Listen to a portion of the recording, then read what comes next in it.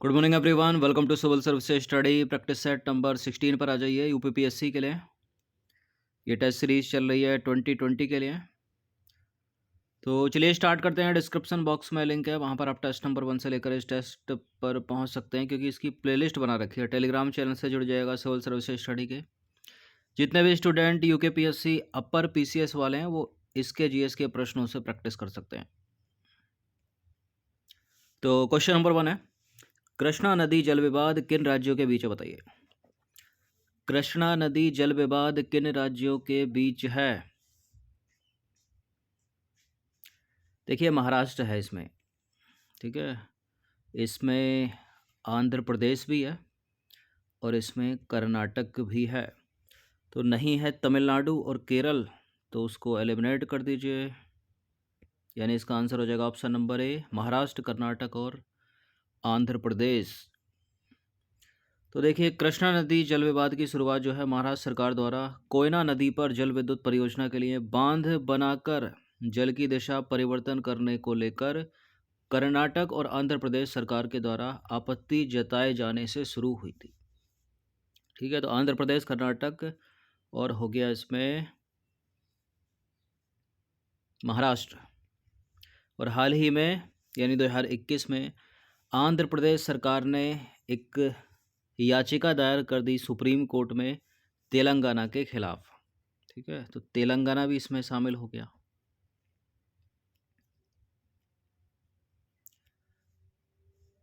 Question number 2 पर आ जाइए। नदियों और उस पर निर्मित बांधों के संबंध में नीचे दी गई सूची को आपस में मिला दीजिए। नदी है, बांध है। कावेरी नदी, सोन नदी, चंबल नदी, कृष्णा नदी, बताइए। देखिए, कृष्णा नदी पर है नागार्जुन सागर बांध, तो डी का हो जाएगा 2। मेट्टूर बांध कावेरी नदी पर है और जो राणा प्रताप सागर बांध है वो है चंबल नदी पर और सोन नदी पर है रिहंद बांध।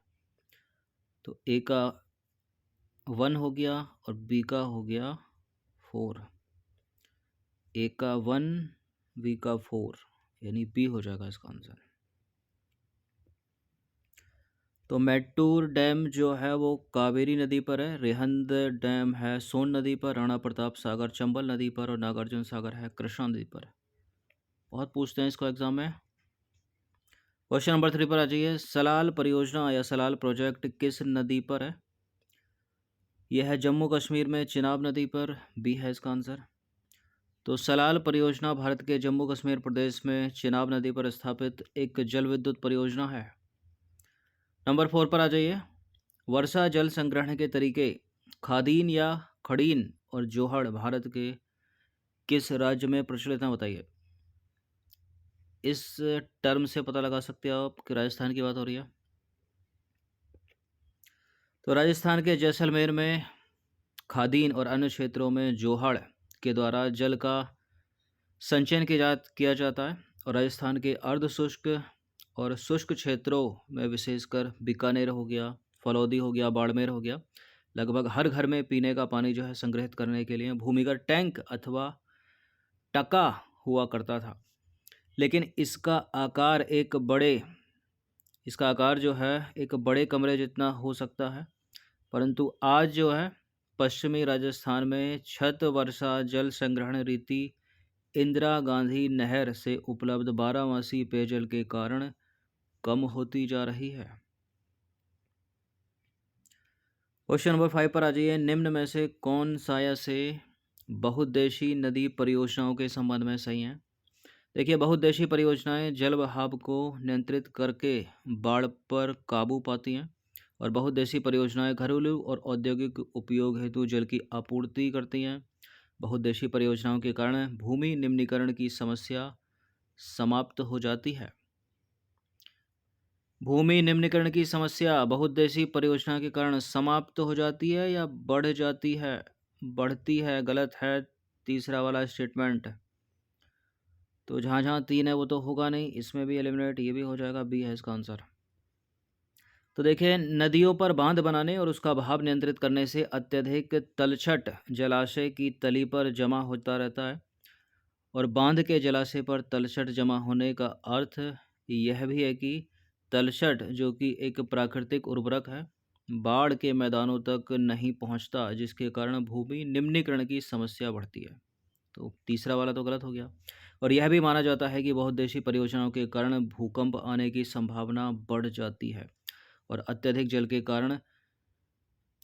जल के उपयोग से जल जनित बीमारियां, ठीक है, और क्या होता है, फसलों में कीटाणु जनित बीमारियां और प्रदूषण फैलते हैं। नंबर 6 पर आ जाइए। निम्नलिखित में से कौन सा उद्योग बॉक्साइट को कच्चे माल के रूप में प्रयोग करता है? कौन सा उद्योग है वो जो बॉक्साइट को कच्चे माल के रूप में प्रयोग करता है? इंपॉर्टेंट है प्रश्न। एल्युमिनियम इसका आंसर है। तो भारत में एल्युमिनियम प्रगलन दूसरा सर्वाधिक महत्वपूर्ण धातु शोधन उद्योग है। और प्रगालकों में बॉक्साइट का कच्चे पदार्थ के रूप में प्रयोग किया जाता है। एल्युमिनियम की बात करें तो हल्का, जंग अवरोधी, ऊष्मा का सुचालक और लचीला होता है तथा इसे अन्य धातुओं के मिश्रण से अधिक कठोर बनाया जा सकता है। क्वेश्चन नंबर 7 क्या कहता है कि सीमेंट उद्योग में कच्चे माल के रूप में किन खनिजों का प्रयोग किया जाता है? बताइए कौन कौन सीमेंट के उद्योग में कच्चा माल है? चूने का पत्थर है, जिप्सम है, 1 और 4 हो गया, लेकिन सिलिका भी है, एल्युमिनियम भी है, तो सारे के सारे हो गए। डी है इसका आंसर, 1 2 3 4। तो सीमेंट उद्योग को भारी व स्थूल कच्चे माल की आवश्यकता होती है, जैसे कि चूना पत्थर हो गया, सिलिका हो गया, एल्युमिनियम हो गया और जिप्सम हो गया। देखिए रेल परिवहन के अतिरिक्त इसमें कोयला तथा विद्युत ऊर्जा की भी आवश्यकता होती है।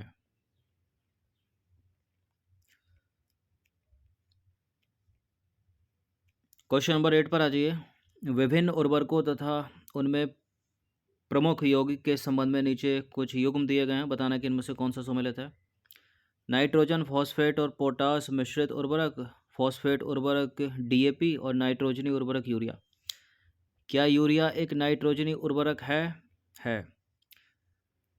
नाइट्रोजन, फॉस्फेट और पोटास मिश्रित उर्वरक है ये भी हैं।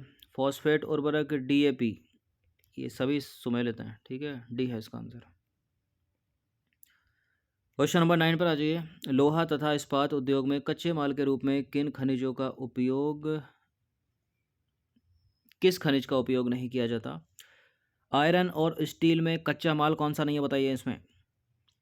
आयरन और स्टील में कच्चा माल लौह अयस्क तो है, कोकिंग कोल भी है, चूने का पत्थर भी है, सिलिका नहीं है।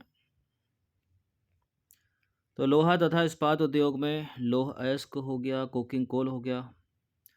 कोकिंग कोल मतलब पत्थर का कोयला, ठीक है, और चूना पत्थर का उपयोग किया जाता है, जो कि अगर इनका अनुपात देखें तो 4:2:1 सबसे अधिक लौह अयस्क। और इस्पात को कठोर बनाने के लिए इसमें मैग्नीज की कुछ मात्रा की आवश्यकता होती है। देखिए भारत की बात करें तो संसार का प्रमुख लौह इस्पात उत्पादक देश है, फिर भी हम इसके संपूर्ण संभाव्य का विकास नहीं कर पाए हैं, क्योंकि इसके कुछ कारण हैं। कौन कौन से हैं वो कारण? जैसे कि उच्च लागत तथा कोकिंग कोयले की सीमित उपलब्धता है भारत में, इसलिए बाहर से आयात करना पड़ता है। कम श्रमिक उत्पादकता है, ऊर्जा की अनियमित पूर्ति और अविकसित अवसंरचना।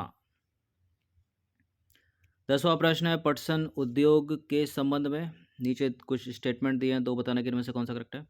देखिए भारत जो है ना वो पटसन और पटसन निर्मित सामान का सबसे बड़ा उत्पादक देश है, और भारत में पटसन उद्योग का अधिकांश भाग हुगली नदी के तट पर विकसित हुआ है। भारत है या बांग्लादेश है? देखिए भारत पटसन और पटसन निर्मित रसायन का सबसे बड़ा उत्पादक है, और निर्यातक की अगर बात होती तो बांग्लादेश है वो, ठीक है। दूसरा निर्यातक है भारत, उत्पादक पहला ही है। और भारत में पटसन उद्योग का अधिकांश भाग हुगली नदी के तट पर विकसित हुआ है। ये दोनों के दोनों स्टेटमेंट करेक्ट हैं, सी है इसका आंसर। तो भारत पटसन और पटसन निर्मित रसायनों का सबसे बड़ा उत्पादक है तथा बांग्लादेश के पश्चात ये दूसरा निर्यातक भी है। भारत में अधिकांश पटसन उद्योग पश्चिम बंगाल में हुगली नदी तट पर 98 किलोमीटर लंबी तथा 3 किलोमीटर चौड़ी एक संकरी मेखला में स्थित है। देखिए हुगली नदी तट पर इनके स्थित होने के निम्नलिखित कारण हैं, और वो कौन कौन से कारण हैं? पटसन उत्पादक क्षेत्रों की निकटता है, सस्ता जल परिवहन है, सड़क रेल और जल परिवहन का जाल है, और क्या है? कच्चे माल का मिलों तक ले जाने में सहायक होना और कच्चे पटसन को संसाधित करने के लिए प्रचुर जल है। पश्चिम बंगाल तथा सीमावर्ती राज्यों से सस्ते श्रमिक उपलब्धता है और कोलकाता का एक बड़े नगरीय केंद्र के रूप में बैंकिंग, बीमा और जूट के सामान के निर्यात के लिए पत्तन की सुविधाएं प्रदान करना, ये सारे के सारे सम्मिलित हैं। क्वेश्चन नंबर 11 क्या कहता है कि इनमें से कौन सा कथन समूहन बचत को परिभाषित करता है? क्या होती है समूहन बचत? लोगों द्वारा अपनी आवश्यकता के अनुरूप उद्योगों की स्थापना करना या उद्योगों का नगरों के पास संकेंद्रण या सुदूर पिछड़े और अविकसित क्षेत्रों में उद्योगों का संकेंद्रण। ये बी हो जाएगा इसका आंसर, उद्योगों का नगरों के पास संकेंद्रण। तो देखिए, नगर केंद्रों द्वारा दी गई सुविधाओं से लाभान्वित होकर कई बार बहुत से उद्योग नगरों के आसपास ही संकेंद्रित हो जाते हैं, जिसे समूहन बचत कहा जाता है। और ऐसे स्थानों पर धीरे धीरे बड़ा औद्योगिक समूहन स्थापित हो जाता है। क्वेश्चन नंबर 12 पर आ जाइए। निम्नलिखित में से कौन से कारक उद्योगों की स्थापना को प्रभावित करते हैं? कच्चे माल की उपलब्धता, श्रमिक, ऊर्जा के संसाधन, बाजार। कच्चे माल की उपलब्धता भी है, श्रमिक भी है, ऊर्जा के संसाधन भी है, बाजार भी है, सभी है। ठीक है, डी है इसका आंसर। तो उद्योगों की स्थापना संभवतः जटिल है। इसकी स्थापना कच्चे माल की उपलब्धता, श्रमिक, पूंजी, ऊर्जा शक्ति के साधन तथा बाजार आदि की उपलब्धता से प्रभावित होती है। इन सभी कारकों का एक स्थान पर पाया जाना लगभग असंभव है। फलस्वरूप विनिर्माण उद्योग की स्थापना के लिए वही स्थान उपयुक्त है जहां ये कारक उपलब्ध हों अथवा जहां इन्हें कम कीमत पर उपलब्ध कराया जा सके। क्वेश्चन नंबर 13 पर आ जाइए। चीनी उद्योग के संबंध में नीचे दो स्टेटमेंट दिए, बताने के इनमें से कौन सा करेक्ट है? देखिए, गन्ने की चीनी मिलों तक ढुलाई में ज़्यादा समय लगने से सुक्रोज की मात्रा घट जाती है और दक्षिणी और पश्चिमी राज्यों में गन्ने में उत्तर भारत के गन्ने की अपेक्षा अधिक मात्रा में सुक्रोज पाया जाता है। क्या ये बात सत्य है? बताइए। सत्य है, करेक्ट है दोनों के दोनों स्टेटमेंट। तो चीनी उद्योग में प्रयुक्त कच्चा माल यानी गन्ना भारी होता है तथा ढुलाई में लगने वाले समय के साथ इसमें जो है सुक्रोज की मात्रा जो है वो घट जाती है और यह एक मौसमी उद्योग है, अतः सहकारी क्षेत्रों के लिए उपयुक्त है। कुछ वर्षों से चीनी मिलों की संख्या दक्षिणी तथा पश्चिमी राज्यों में, विशेषकर महाराष्ट्र की बात करें तो बढ़ी है। इसका मुख्य कारण है यहाँ के गन्ने में अधिक सुक्रोज की मात्रा का होना और अपेक्षाकृत ठंडी जलवायु भी गुणकारी होती है इधर की। और इसके अतिरिक्त इन राज्यों में सहकारी समितियां भी सफल रही हैं। ठीक है। अब महाराष्ट्र का टेम्परेचर अगर बात करें हम मध्य भारत की यानी उत्तरी भारत की, तो उससे तो ठीक ही रहता है, एक ही जैसा टेम्परेचर रहता है लगभग। ठीक है, ये जितने भी कोस्टल हैं 6 जो पश्चिमी घाट वाले स्टेट हैं जितने भी, इनका एक समान तापमान ही रहता, ना इधर ज़्यादा ठंड होती ना इधर ज़्यादा गर्मी होती। क्वेश्चन नंबर 14 पर आ जाइए। भागीरथी नदी के संदर्भ में 3 स्टेटमेंट है, बताएं कि इनमें से कौन सा करेक्ट है? भागीरथी भारत के उत्तराखंड और हिमाचल प्रदेश में बहने वाली नदी है। इस नदी को किरात नदी के नाम से भी जाना जाता है और यह देवप्रयाग में मंदाकिनी से मिलकर गंगा नदी का निर्माण करती है। देखिए, भागीरथी नदी केवल उत्तराखंड में बहने वाली नदी है, हिमाचल प्रदेश में नहीं जाती है, गलत है पहला वाला स्टेटमेंट। इस नदी को किरात नदी के नाम से जाना जाता है, ये सही है। यह देवप्रयाग में मंदाकिनी नहीं अलकनंदा से मिलकर गंगा नदी का निर्माण करती है। तो 2 और 3 को हटा दीजिए, मतलब 1 और 3 को हटा दीजिए, केवल इसका आंसर 2 ही होगा। जहाँ जहाँ 1 होगा, जहाँ जहाँ 3 होगा वो नहीं होगा। तो कथन 2 ही इसका केवल करेक्ट है। भागीरथी भारत के उत्तराखंड राज्य में बहने वाली एक नदी है। इस नदी को किरात नदी के नाम से भी जाना जाता है। यह देवप्रयाग में अलकनंदा से मिलकर गंगा नदी का निर्माण करती है, ना कि मंदाकिनी। और भागीरथी का उद्गम स्थल कहाँ है? उत्तरकाशी जिले में गोमुख गंगोत्री ग्लेशियर है। ठीक है, उत्तराखंड में। 15वां प्रश्न आ रहा है। निम्न पर्वत श्रृंखलाओं का संबंध किस राज्य से है? कामेट, चौखंबा, मुकुट, माणा। यूकेपीएससी वाले तो आराम से कर लेंगे इस क्वेश्चन को, और अदर स्टेट वाले भी कर लेंगे। माणा अगर पढ़ा हो, माणा दर्रा के बारे में। ठीक है, तो कामेट, चौखंबा, मुकुट, माणा ये जो हैं सब उत्तराखंड की पर्वत श्रृंखलाएं हैं। और उत्तराखंड में भी कामेट, चौखंबा और मुकुट, कामेट, मुकुट और माणा की बात करें तो ये चमोली जनपद में है, ठीक है। और चौखंबा जो है वो है रुद्रप्रयाग में। तो इसका आंसर हो जाएगा ऑप्शन नंबर बी। तो उपर्युक्त पर्वत श्रृंखलाओं का संबंध किससे है? उत्तराखंड राज्य से। तो इनकी प्रैक्टिस एक बार कर लीजिएगा। धन्यवाद।